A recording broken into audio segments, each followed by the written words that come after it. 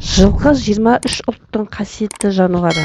Соның ішінде қазақ халқы өте құрметтейді. Жылқының көзінің радиусы өте үлкен. Ол тіпті басын бұрмай, артында тұрған барлық нәрсені көре алады. Әлемдегі ең қымбат жылқы Шариф биші. Ол араб шейхіне 40 миллион долларға сатылды. Жылқы күніне кемінде 25 литр су ішеді. Әлемдегі ең үлкен және ауыр аттың есімі Сэмпсон. Оның салмағы 1,52 тонна. Жылдамдық рекорды Мексиканың айғыры Бех Ракетке тиесілі.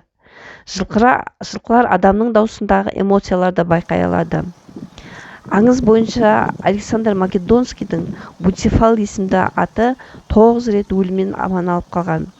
Ал шайқас кезінде қайтыс болған соң, оның есімімен қаланы атаған.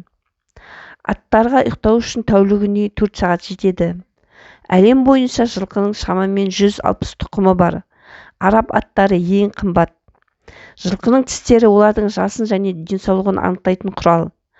Австралияда археологиялық қазба кезінде жылқы сүйектері табылған жоқ. Бұл материкке олар 18 ғасырда әкелінді. Жылқылар шамамен 25-30 жыл өмір сүреді. Англияда дүниеге келген кәрі Билл есімді ат 62 жыл өмір сүрді деген ақпарат бар. Жылқыларда 5 сезім органы өте жақсы дамыған. Есту, көру, иіс сезу, дәм тату, сезім түйсігі. Жауға қарсы қолданатын ең күрделі әдісі тұяқтың соққысы. Бұл соққы адамды өлімге әкелуі мүмкін. Африка тайпаларының сенімі бойынша аттың тұяғына мерт болған адам бірден жұмаққа түседі. Жердегі жануарлардың барлығының арасында ең үлкен көздер жылқыда.